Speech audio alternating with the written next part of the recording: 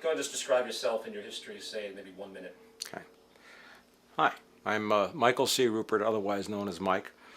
I'm an author, an investigative journalist, I'm retired from that now for the most part. I'm a singer in a band, and I've also been in a couple of films, a few films along the way, but I think the one everybody will know me for now is a movie called Collapse.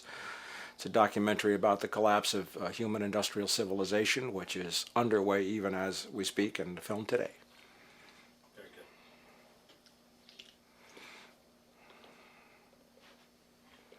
All right. So we're going to get right to get right down to the bottom of it here. I've got a lot of questions for you. We're going to start with money. So, and this, of course, is the crux of the issue. What I've done is essentially quoted your book, and I want you to, in certain instances, restate what I state. I'll tell you as we go along, and expand. So that's the nature of the interview. And I also have some singular statements that are in your book that are phenomenal, and you can either restate them outright or rephrase them. Since I'm going to be pairing you in with Heinberg and Colin, and there's probably going to be maybe 15 people in the film overall, what actually makes it into the final cut is fairly limited. So singular statements are really important because they Understood. make great transitions. Understood. How am I framed? I'm framed from what, here to here? You are framed, yeah, we can go a little higher here. Okay. Here. Oh, okay, good. All right. You quoted, "The heart of the issue is that it's the way money works that has locked us into an inevitable collision of two mutually exclusive operating principles. A man-made requirement for infinite growth collides with a man sustaining an unyielding finite planet and the physical laws that govern the universe." This is probably the most important issue that I want to address in this section of the film, so you can just jump straight into this collision. Okay. The human economic paradigm that has been in place basically for all of recorded history since money was first invented, or certainly since money was first lent at interest, is that we live in an infinite growth paradigm. The economic paradigm we live in now is a Ponzi scheme. It's nothing grows forever. It's not possible. As a great psychologist James Hillman wrote, the only thing that grows in a human body after a certain age is cancer. And I think that that's clearly what we're seeing now at the end of human industrial civilization with a population approaching 7 billion. Money is only a symbol. It only represents the ability to do work. And energy is the ability to do work. And by printing money, you don't create more energy. That's good. Actually, you know what? We'll just keep going straight because I have a few variations on this. Okay. Okay, here's one. State this and expand. As the infinite growth economy expands, the number of consumers must also grow, or the ramifications of that. Go ahead and state that and describe why that's a problem. Well, everything in an infinite growth paradigm has to keep growing. It's not just the amount of money that has to keep growing, it's the amount of consumers that have to keep growing as well.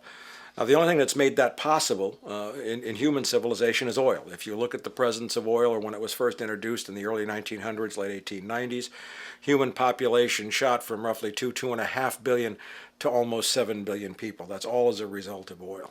And the monetary paradigm requires that you keep generating more consumers to borrow money at interest to generate more money, and obviously that's not possible on a finite planet.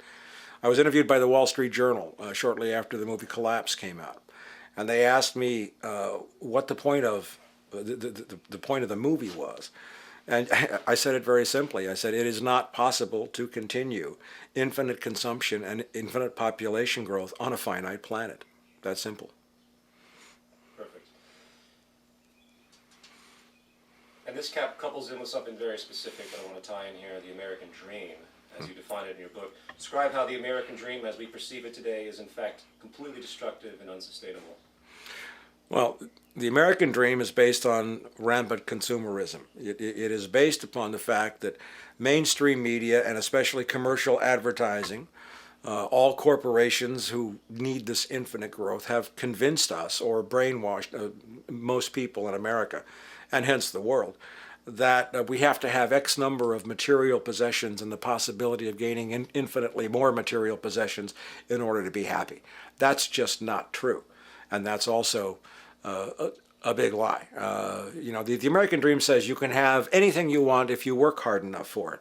Well, what that doesn't say, according to the old American dream, was if you burn enough oil to get it. I was still blown away that this is the way we operate. I mean, how amazing. How do we come to this? It's just, I know. people are still oblivious to it, but there's more questions on that as we go along. Well, there's a lot of people waking up, I'm telling you that. Yeah, well, they certainly are going to be forced to. Okay, you already mentioned that the global economy is a Ponzi scheme. I've talked about this a lot in my prior films. State, as you did actually in Collapse, it's just such a great soundbite. Define why it's a Ponzi scheme. You don't have to go into fractional reserve, but talking about loans and things that relate to the fact that more money has to constantly be generated. For example, if you have a compound interest-based loan, you don't pay it off for years, you're actually making tons of money because you're waiting to pay it off. Therefore, all that Yeah, interest. I need to mention fractional reserve. Okay, that's fine. I guess I don't want to be redundant with the other sections of the product. Go ahead and just okay. do what you feel is relevant. Our economy has, or the global economy has, three basic things that govern it. One is fractional reserve banking, banks printing money out of nothing. It's also based upon compound interest. When you borrow money, you have to pay back more than you borrowed, which means that you, in effect, create money out of thin air, again, which has to be serviced by creating still more money. And debt-based growth and financing, which is where money is created. So all this says is that people are basically vehicles to just create money, which must create more money to keep the whole thing from falling apart, which is what's happening right now. Since the $700 trillion derivatives bubble has burst, do you think that this type of collapse would have been inevitable even without the trigger of the bubble burst of the derivatives market, which essentially started it? Well, the derivatives market has only just begun to burst. We haven't seen it. It'll collapse in stages. We're now seeing sovereign debt default as Dubai has defaulted. We're seeing Portugal, Ireland, Italy, Greece, and Spain, the so-called pig nations, on the brink of sovereign default. Great Britain these are all as a result of derivatives. So we haven't seen the full impact. But as a result of this starting, it's apparent to those who are, if you will, outside the matrix, that everything must collapse. I mean, what the global financial markets are doing, without the cheap energy to back it up, is they're chasing that $700 trillion derivatives bubble right down the drain. I know people like to play the blame game as far as what's happening in the economy, and I just want to make sure this myth is dispelled that the nature of the system itself, because it's infinitely expanding, it would have fallen on its own weight regardless of what happened in the derivatives bubble. Mm-hmm. Would you state that actually, if you agree with that statement? Because these are important points. Yeah. Well, any pyramid scheme, by definition, has to collapse. That's what happens to all bubbles. It's the history of every bubble, every pyramid scheme in human history. This is just now the biggest one. It's the economic paradigm that governs the whole planet. It's the life bubble. It's the population pyramid scheme that must collapse also. It's inevitable. It's like a law of physics. There's been no situation ever recorded, whether it's bacteria in a petri dish with unlimited food and no competition, or caribou on an Arctic island. Population shoots right up and explodes, and then all of a sudden it crashes and there's a massive die-off.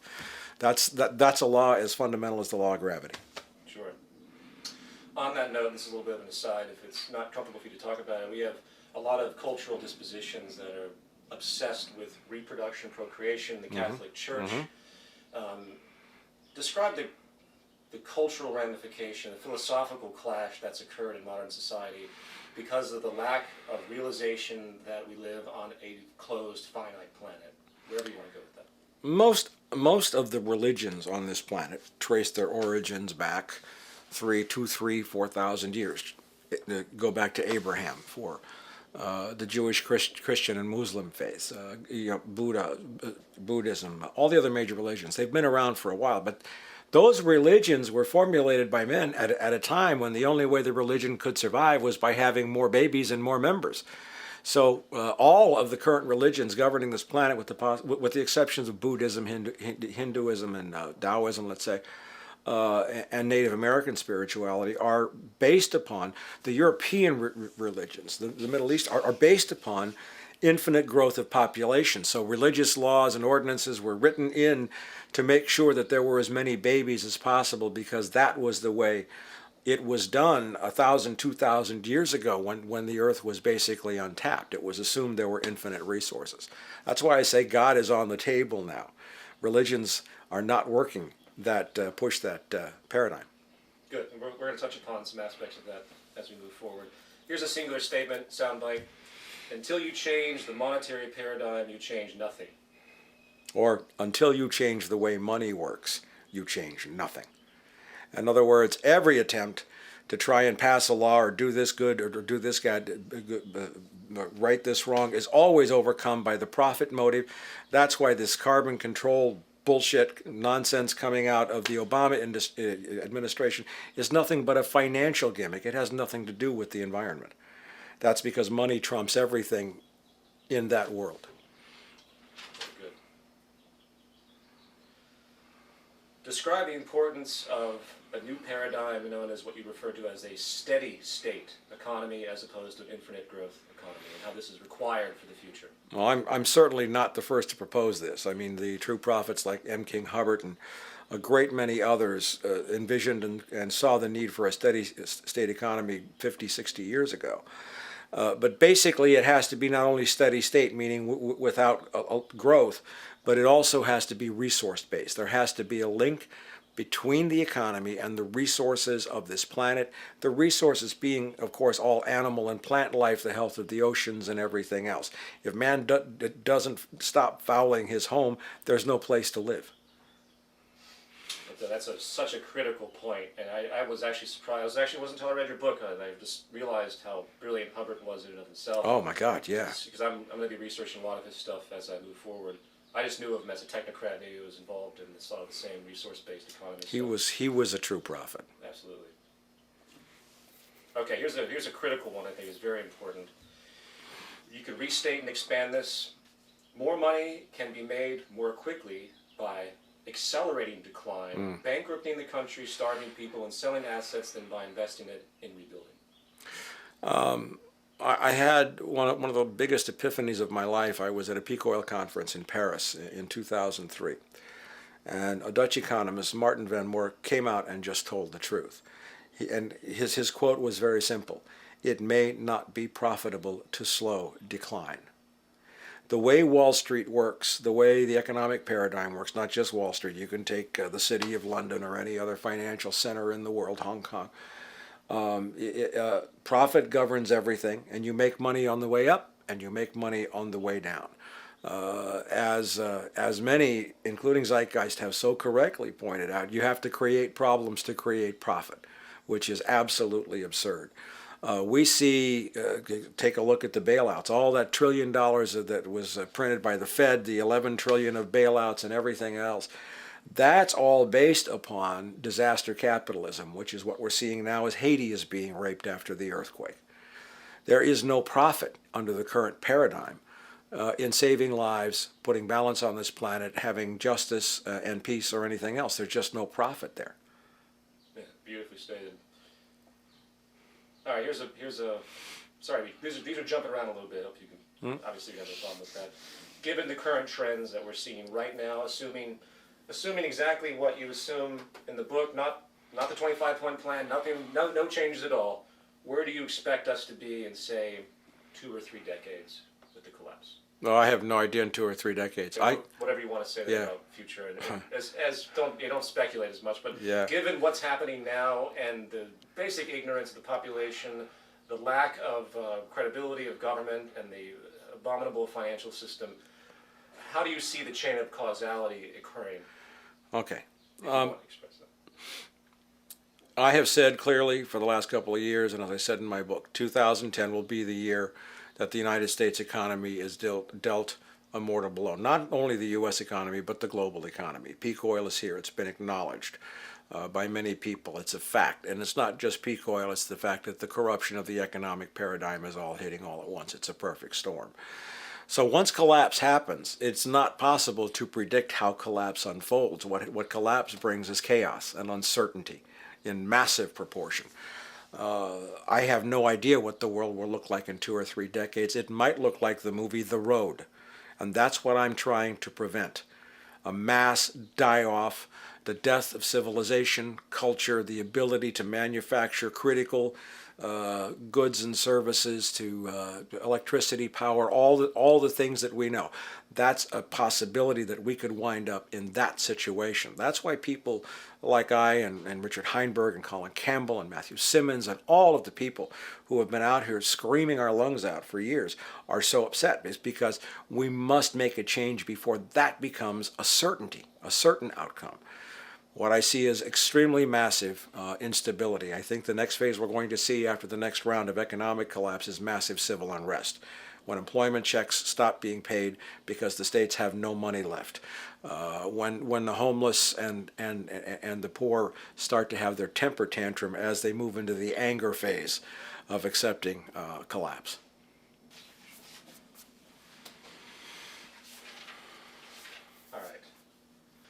If you were to summarize the evidence of peak oil to someone who's never even heard of it, how would you do it? The world is now using 6 barrels of oil for every barrel it finds.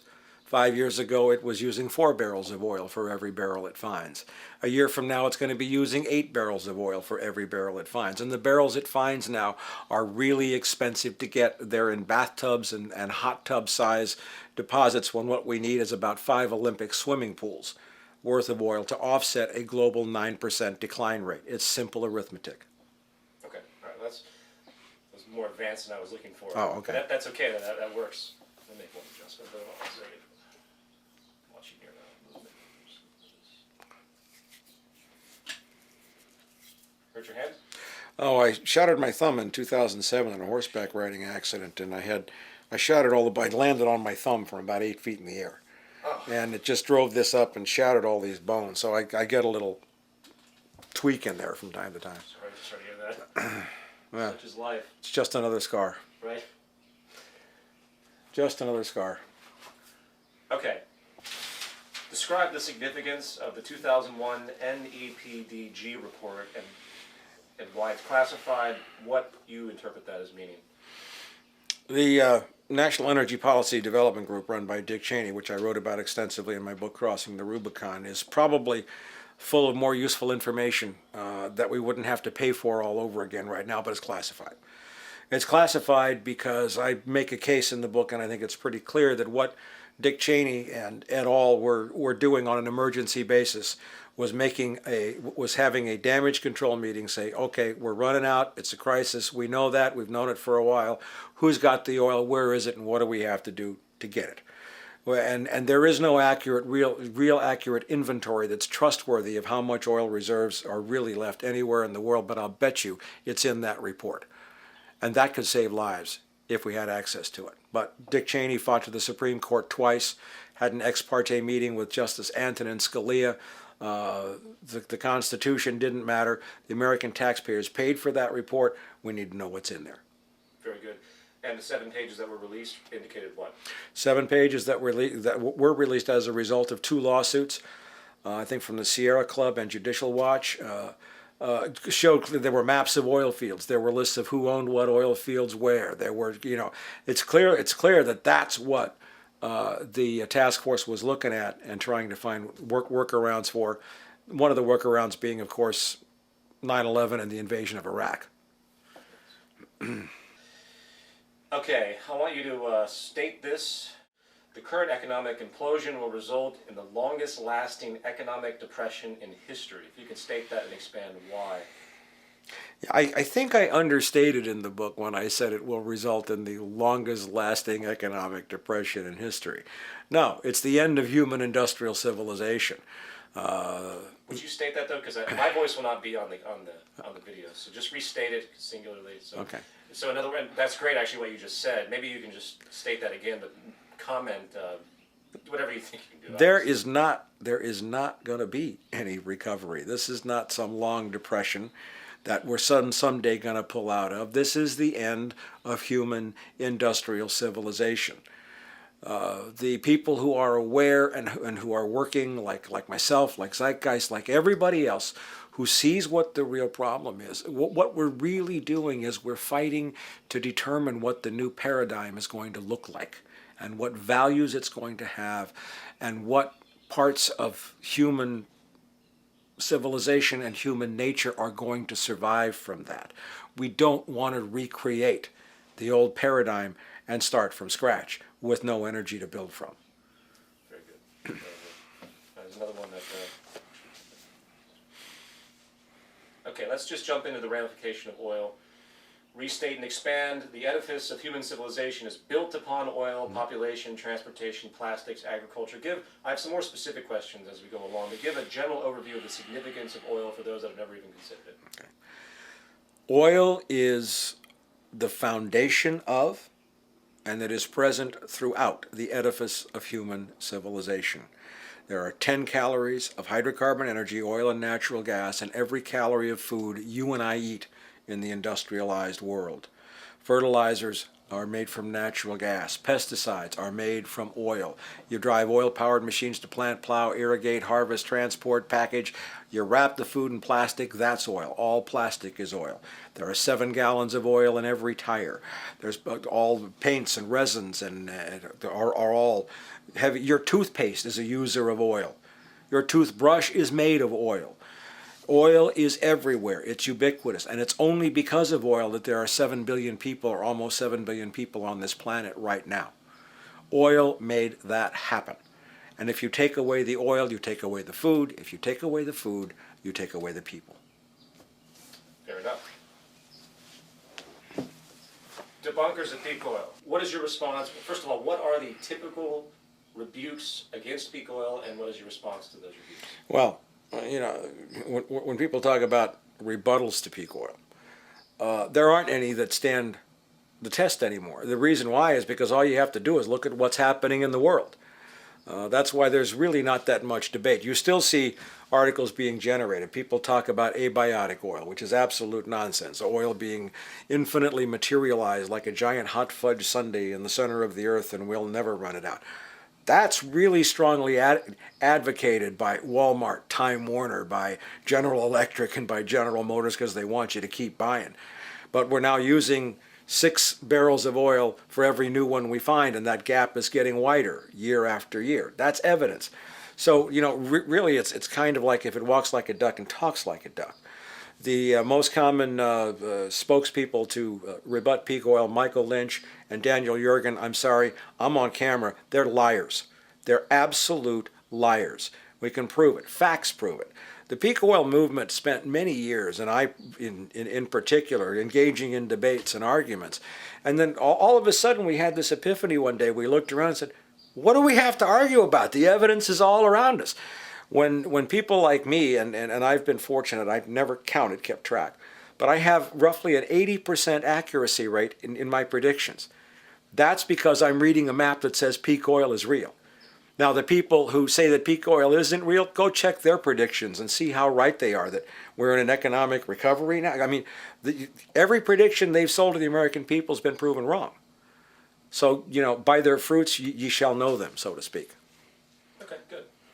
And just, people say things like, oh, well, we haven't had a chance to explore certain areas of the Earth's crust. Go ahead, anything you want. That is absolute nonsense about exploration. Restate that, okay. Please. People say the Earth hasn't been explored. That's absolute bullshit. The planet Earth has been vigorously and thoroughly explored for oil for about 130 years now.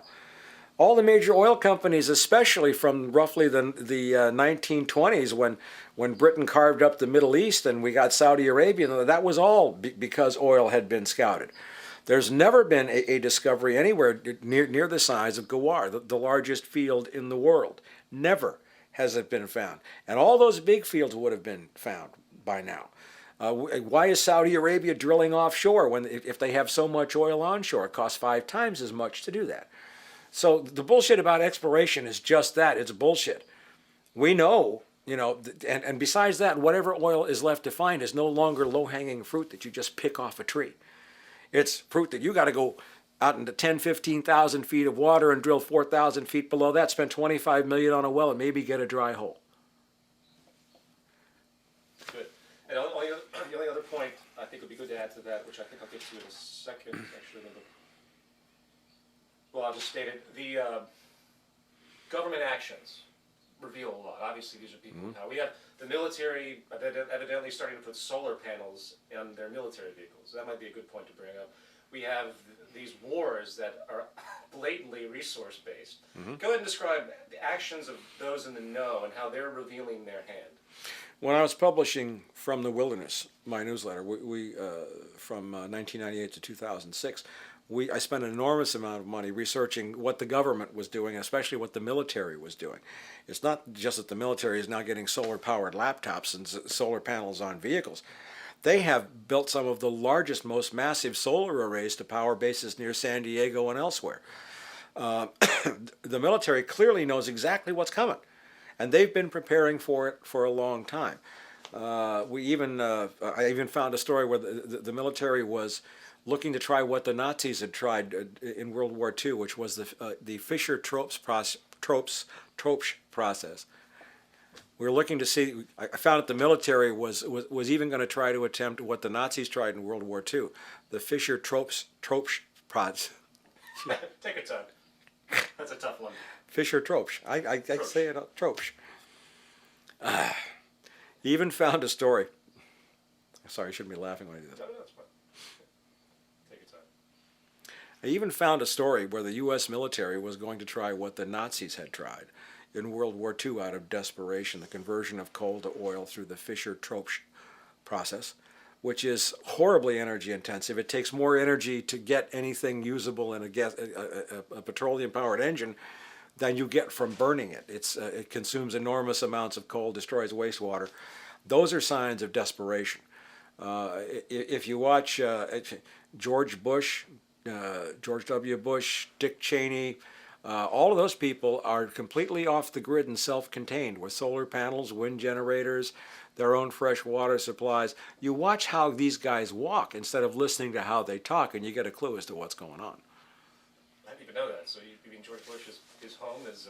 In Texas, Crawford, Texas, man. He's completely off the grid. That's hilarious. Got his own generation, he's got solar, he's got wind, he's got water. Dick Cheney's the same way in Wyoming.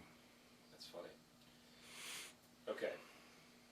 Describe the bumpy plateau for oil prices and how demand for oil is being literally destroyed at each price spike, and how, smaller economies, due to the economic collapse, the GDP has been shrunken in. They can't even afford to get anything for some of them. And this, in other words, destroy the fallacy that these price spikes, where it goes down, actually means that we're doing fine. There's a significance to the bumpy plateau. I'll leave it at that. Mm-hmm.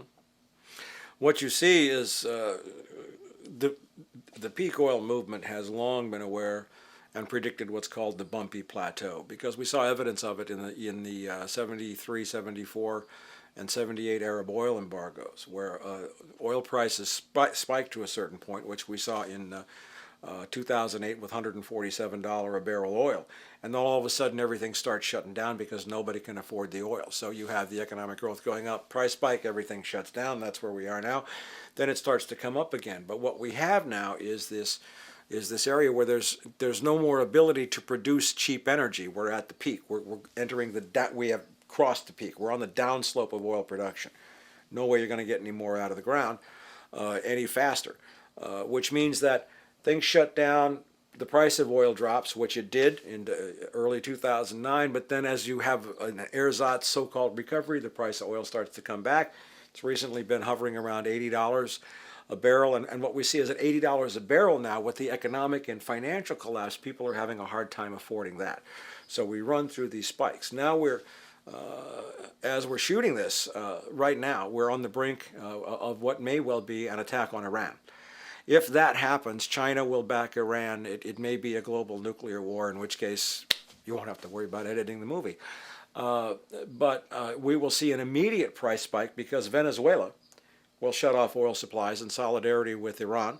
Iran will shut off oil supplies to the U.S. They'll try to close the Straits of Hormuz. So you might see oil jump from $80 a barrel to $200 a barrel if there's an attack on Iran within a matter of weeks.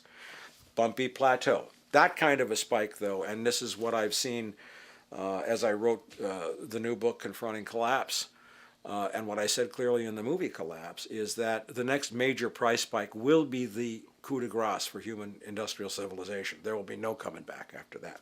Then we go off the bumpy plateau and down the cliff. Wow. Very good. Yeah, it's a great point, because people, of course, still rationalize, oh, oil's back to its current rates, so we must be okay. Yeah.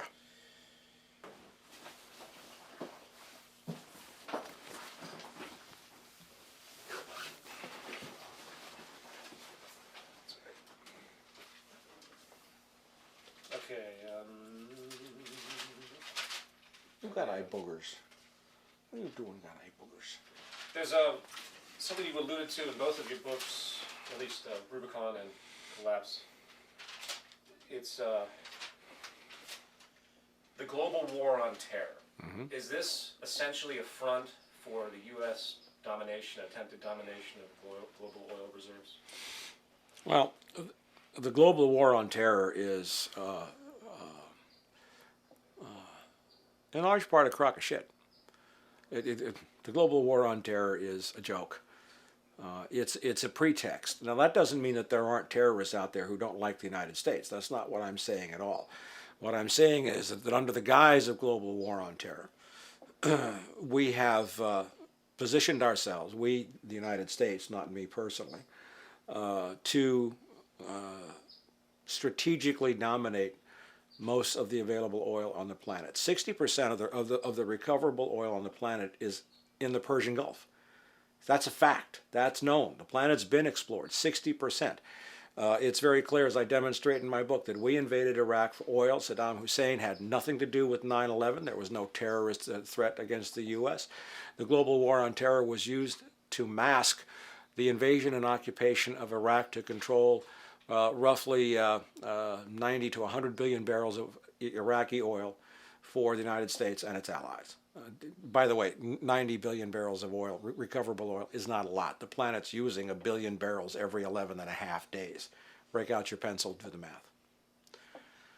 Very good. Political philosophy. We live in a world where Republican, Democrat, liberal, and then of course social philosophy, communism, socialism, fascism. You did a brilliant job of describing the idiotic aspects of these determinations. Go ahead and just summarize why you feel the way you do about this. I totally reject the mainstream media's categorization of anything. Who says I got to be red or blue? Who says I got to be Republican or Democrat? Do you really think my mind is limited to those boxes that they try to put me in? Do I have to put a label on myself that the mainstream media offers me because that's all they offer? No, I don't choose that. I really am Jeffersonian in that I think that it's time that every generation you need to throw out every definition and start from scratch based upon your present reality. People ask if I'm a socialist or a communist or a capitalist, and I say I'm none of the above. And why do you think that those are the only options? Socialism and capitalism and communism were all of those political constructs were created by writers writers and thinkers who assumed that we lived on a planet of infinite resources. Not a one of those political philosophies even contemplates that there might be a shortage of anything. Tear everything up, throw it out, get rid of the labels. I don't want any. Let's make entirely new labels, but then let's be prepared to throw them out as soon as we have to. Would you like to mirror that comment in any way? Because I think just making sure people understand that we have to have a system based on resources, any singular statement of ideology and its relevance. I've done a lot of spiritual study in my life of many different religions and forms of spirituality, and in many ways I'm very comfortable with First Nation, with Native American spirituality. And Native Americans have known this truth for a long time. It was Native Americans who said wisely, I think 100, 150, 200 years ago, that it won't be until the white man has consumed the last fish and cut down the last tree that he will understand that money means nothing. And that's the way it is. And there's a lot of this stuff is so simple and easy to see once you just take the red pill. Snap out of it. Good. No, that's a great point. In collapse, you used there was a term I think for it actually, where there's this collision of I can't remember. Maybe it was Hubbard that used it. No, it was me. A collision of finite energy with a demand for infinite expansion. Basically, state that. No. Okay. Well, part of this got edited from the movie Collapse. And let me finish that whole thought. Sure. Von Clausewitz said that war is a continuation of politics by other means. In the movie, I said that politics is a continuation of economics by other means. But then what didn't make it into the movie was the fact that economics is a continuation of energy by other means. Energy is the ability to do work. Do this. I'm sorry to interrupt you. Instead of referring to the prior movie, would you just Right. state that statement? Just go ahead and state the whole thing. Got it. Von Clausewitz said that war is the continuation of politics by other means. I have said that politics is a continuation of economics by other means. And I've also said that economics is a continuation of energy by other means. Whether the energy is slave labor, which is what the planet relied on from 6,000 BC until through the 1800s, was a form of energy limited by the number of people that could be born on the planet.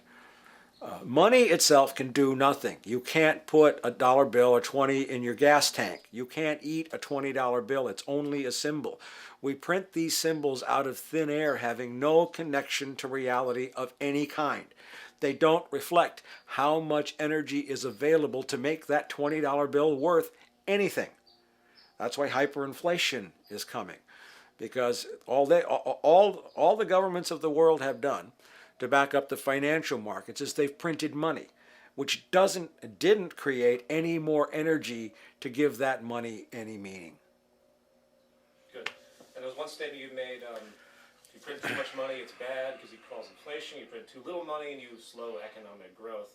Could you restate that? Because I think that's a very great. Yeah, well, I'm not in favor of economic growth, but that's the way the bankers view it. That's what I mean. Yeah. Okay.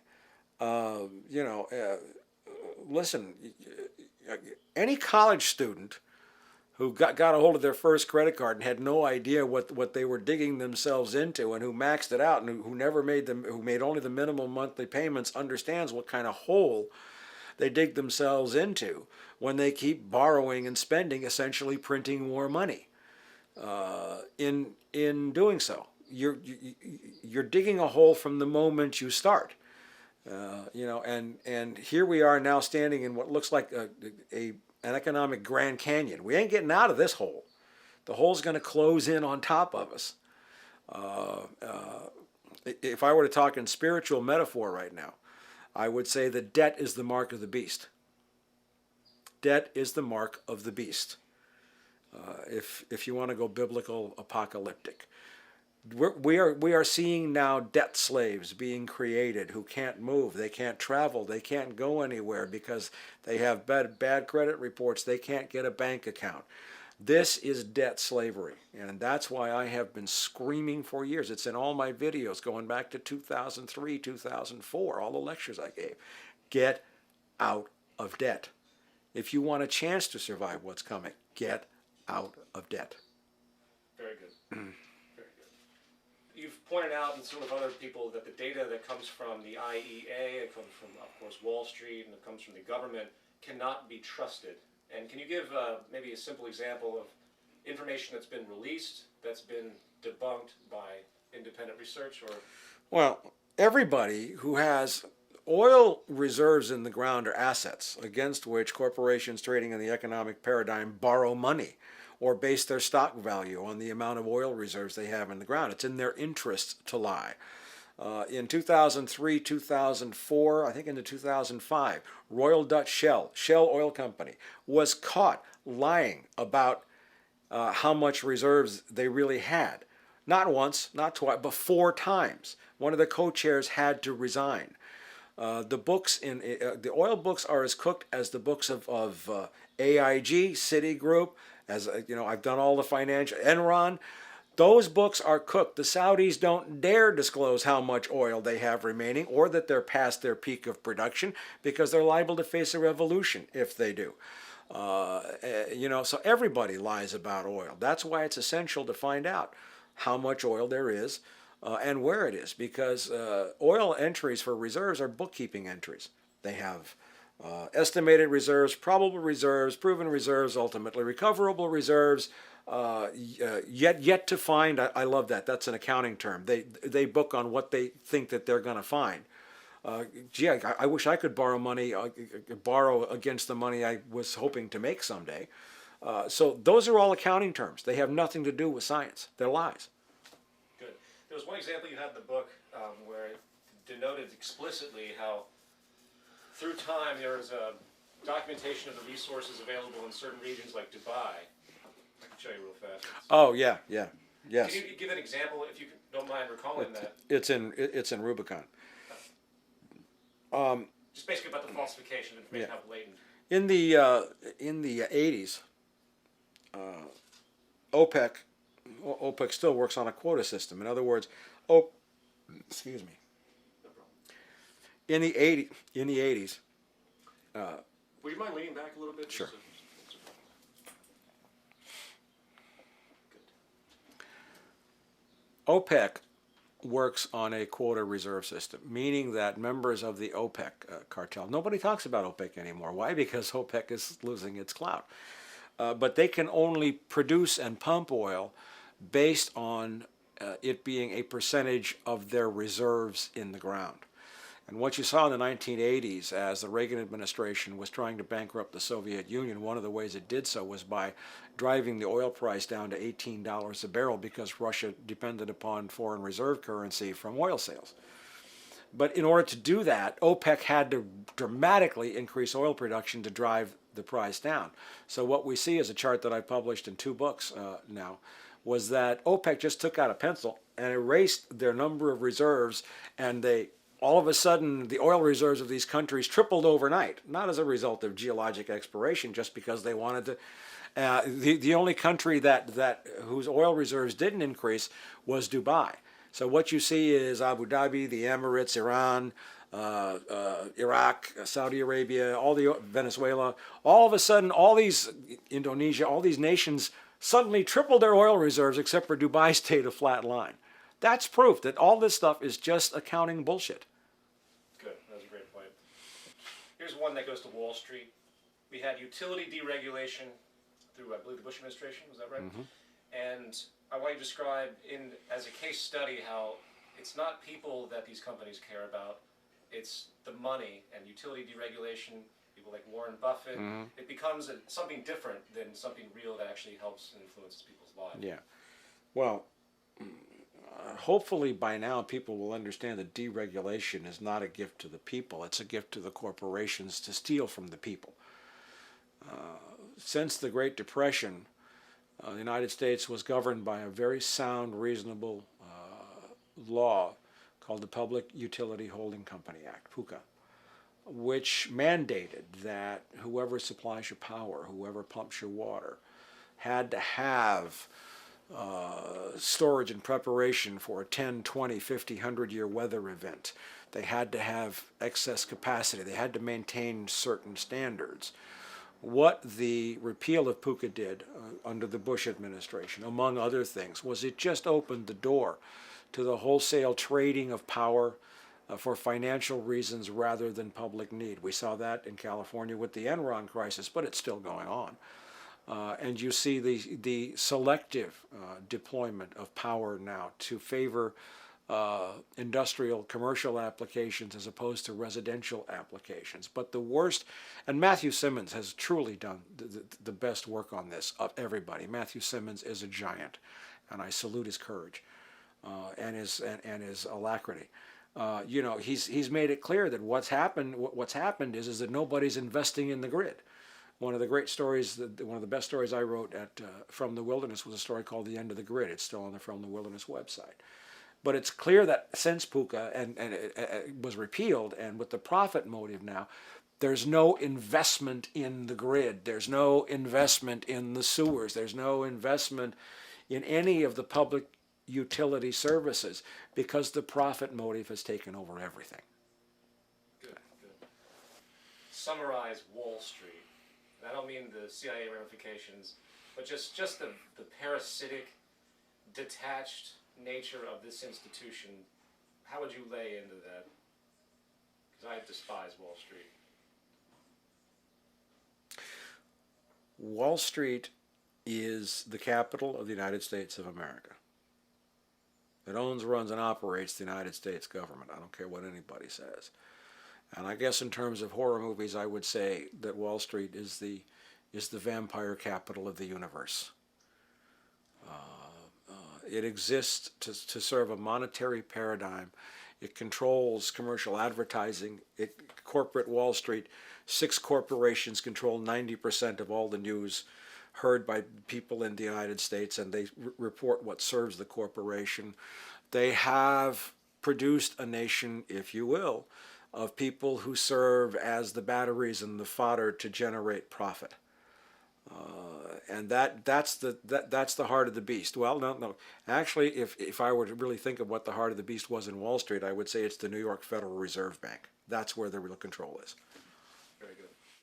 In The Truth and Lies of 9/11, the documentary you produced, you do a great job of finding the interconnectivities of CIA and Wall Street. If you were to summarize CIA connections to Wall Street and the best example you could think of. All intelligence agencies,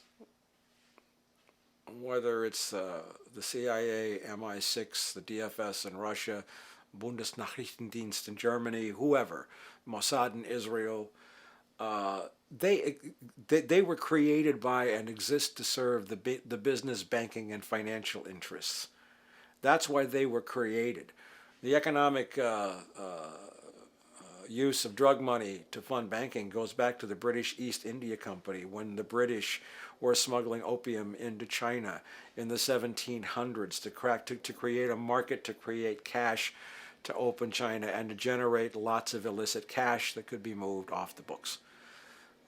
The CIA was created in the National Security Act of '47, written by Clark Clifford, a Wall Street investment banker who was shamed and prosecuted for criminal corruption in the BCCI scandal.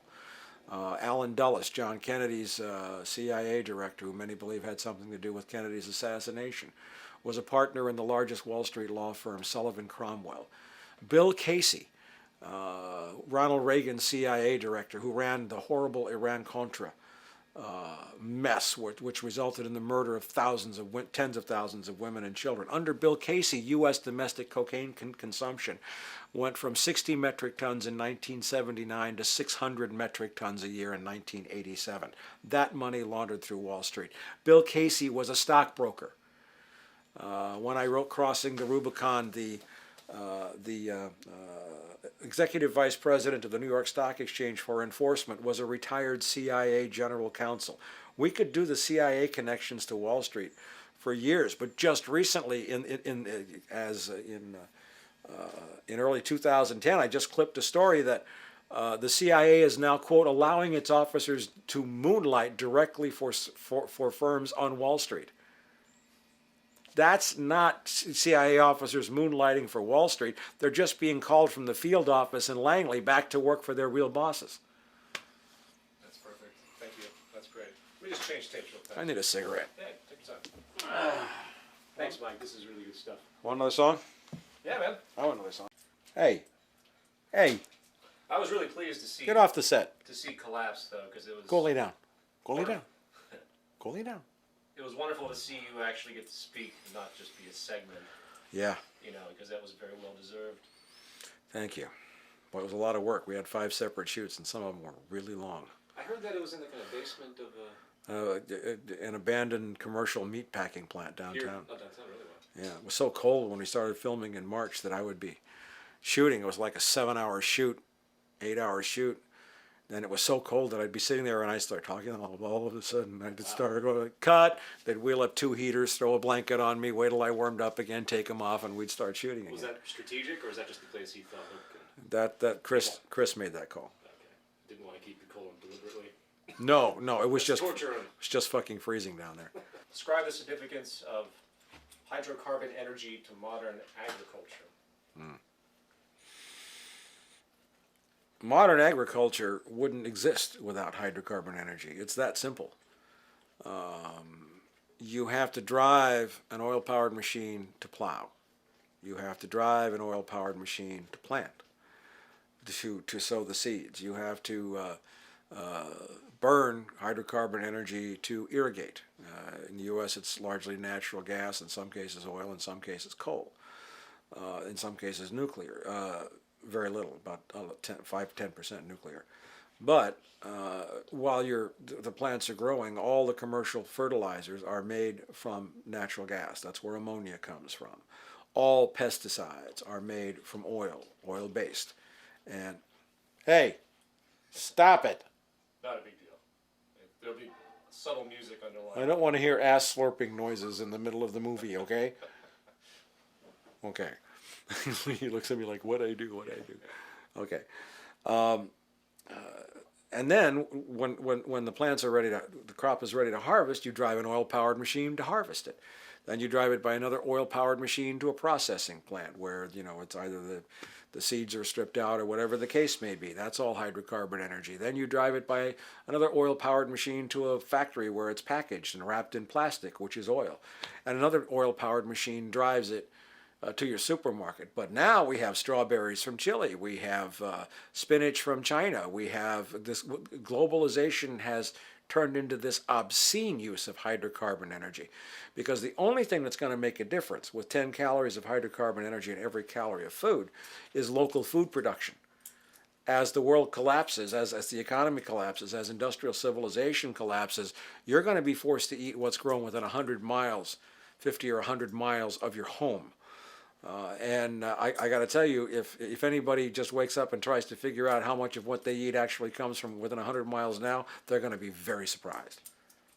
I've been saying since 2002, 2003 that globalization was dead, and of course, again, I and many others have been proven right on this fact.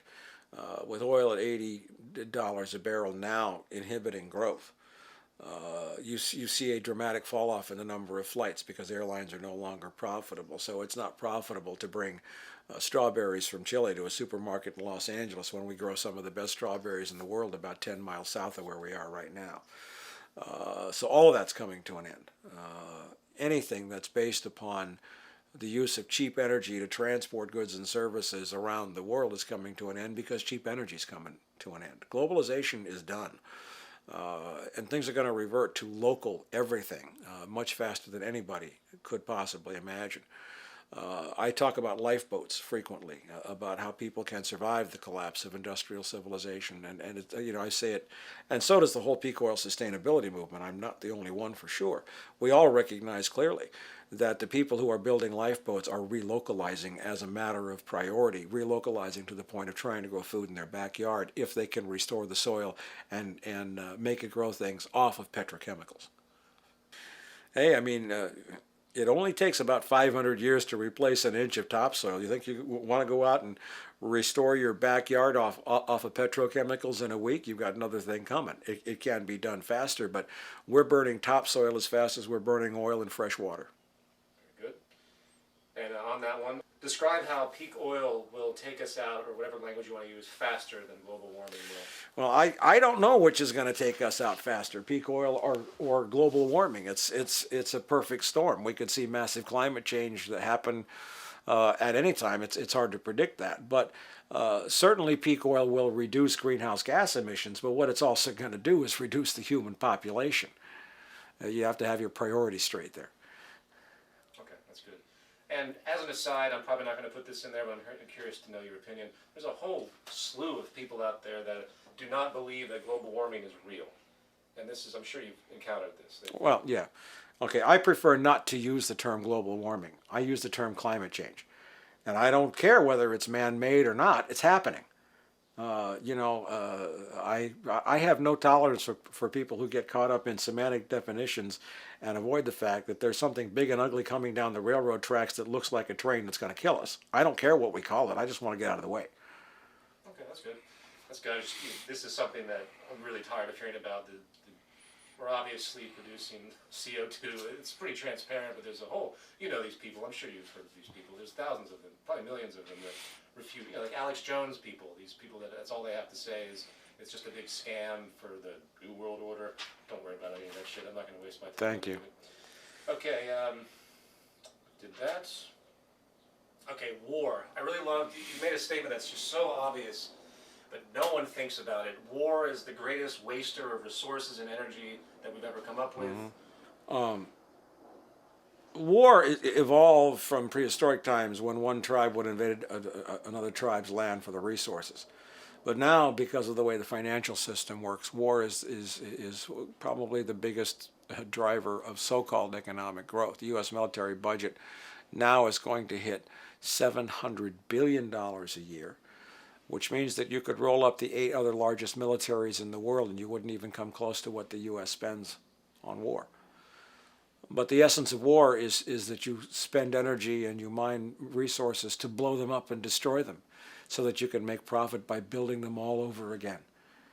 That is the sickest form of economic growth, that you find a way to grow an economic paradigm by building stuff, wasting it, blowing it up, so you can make some more of the same stuff to blow up all over again. Perfectly stated.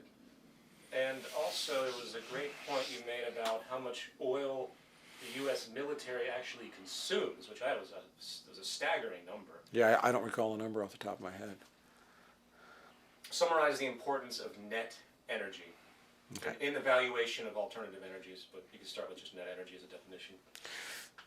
Net energy asks a very fundamental question that most people don't even think of. How much energy do you have to expend as opposed to how much energy you get returned?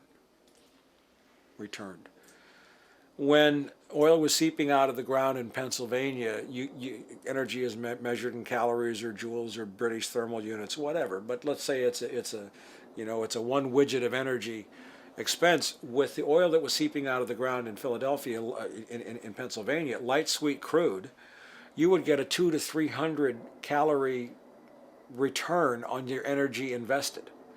Whereas there are serious studies that have been reaffirmed many times since showing that it takes more energy to make ethanol than you get from burning it. Now that is sheer stupidity. The Fischer-Tropsch process developed by Nazi Germany in World War II converted coal to oil, to a synthetic oil. But it took more energy to do that than you got from burning the oil. And the only reason they did that was because they had engines and tanks and airplanes and trucks that would only work on oil. And this is what is not asked about alternative energy sources or anything else. That it should be the first question out of any person's mind. Now, as the oil companies are moving into ultra deep water projects, the energy return on oil now is, I'm just estimating, maybe 20 to 1, as opposed to 200 or 300 to 1. That's why there will always be oil in the ground. If you think of it in terms of money, if oil is selling for $80 a barrel and you've got oil that you can get, but it costs you $81 a barrel, nobody's ever going to get that oil. There will always be oil in the ground. That's the fundamental meaning of what net energy is. And people need to start applying that test to all these so-called alternative energies. Very good. Here's more of a philosophical one, if you will, and I think it's just a good cultural point. And it also couples in with the general disposition that I share, which is that people are basically culminations of their society, and they're not really responsible for a great majority of their actions because there's so much distortion in society. They're just doing what is pushed upon them. You stated in your book, I cannot help but note the collective anger expressed by the birth of octuplets to an artificially inseminated single woman in California in early 2009. I recognize that in our dysfunctional world, this woman has merely manifested the insanity of a position we have all endorsed and enabled. wherever you would like to go with that expression, because I think it's a very important cultural one. Yeah, I mean, Oh, hold on. You're scooting down. I'm a little more comfortable.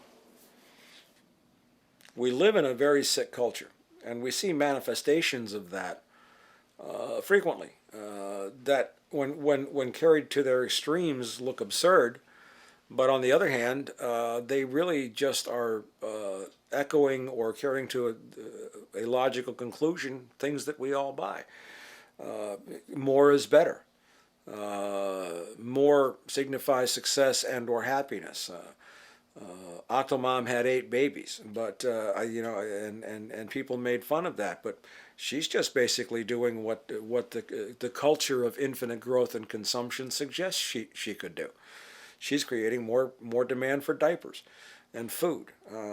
But I think probably the most ironic and the most idiotic that I ever heard of was this guy who kind of heard that global warming was a problem and oil might be running low and Priuses would solve the problem. So he went out and bought 5 Priuses. I just, that's insane. But that's a reflection of the culture in which we live, in which we've all, to one degree or another, endorsed or accepted. And so we have nobody to blame but ourselves. Very good. And to extend to your work, this is a little bit beside the point, but because your work as a field police officer, which I think in California must have been very intense at certain points, you see a lot of aberrated behavior. Can you express the causality of the economic structure and how it relates to criminal activity in your experience? Do you know what I'm asking? Well, there's an old saying: pass a law, create a business. Whether you're creating a business for a lawyer or whatever. I've since 2001, I have publicly opposed, or excuse me, publicly proposed the decriminalization of all drug use. The war on drugs is a joke, and really officially the United States has just surrendered in the war on drugs. It wasn't well publicized, but the U.S. is recalling all of its DEA missions around the world because the war on drugs is over. It's been lost. So crime does create business, just like destruction creates business in Haiti. We have now roughly 2 million people incarcerated in this country, and of those, many of them are in prisons run by private corporations, Corrections Corporation of America, Wackenhut, who trade their stock on Wall Street based upon how many people are in jail. Now that's sickness, but that is a reflection of what this economic paradigm calls for. And I think this will be a final question, and I think it's a very important one. You have stated that the collapse of civilization will lead probably to a much more balanced, stable society, not no pun intended, but where human values will be adjusted to reflect reality as it exists. And almost as though you've gestured that it's probably a good thing that we're going to be going through what we're about to go through. Well, what the human race is about to experience will be the single most significant event in its history since we left the metaphorical Garden of Eden, which is, Joni Mitchell had it right, and we've got to get ourselves back to the garden. And, she wrote that in, 69 or 70. But it's questionable at this point whether any of our species will survive. We could nuke ourselves. We could unleash a biological plague that would wipe us all. Mother Earth could get rid of us with a fever, as if we were an infectious agent, and she created the fever to rid herself of this organism that was attacking her. So it's questionable as to whether we will survive. I think it is inevitable that as stasis returns, the survivors, and this is what I have dedicated my whole life to. It's not this generation now. We're beyond redemption. I've dedicated my life to serving the generations who are going to inherit this god-awful mess that we're leaving them. They will certainly understand the need for balance and connection to the planet, to life around us, to things that are important. Stasis and balance will be there unless, God forbid, that somehow the keepers of this economic paradigm somehow survive to try to recreate it all over again. That can't happen. I think the one thing that everybody needs to get right now is there are no more tomorrows. Today is not a drill. We are in the collapse of human industrial civilization. And when people are thinking about what to do now, they have got to stop thinking in terms of initiating governmental reform processes that never work and that take years and that are corrupted by lobbyists. You really need to think about detaching yourself from the economic paradigm. Debt is the mark of the beast. You also need to start finding out what you can do with your family, your neighbors, your tribe, if you will, to start building your lifeboats right now. The best places to start where you might get some governmental response are local and county governments. States are very problematic, but the federal government now is basically useless, if not in fact an enemy. I think that's good. I think that's good. Yeah, You feel good about that? you got a lot of good shit. Good. You got a lot of good shit. Thanks so much, man. I really appreciate it.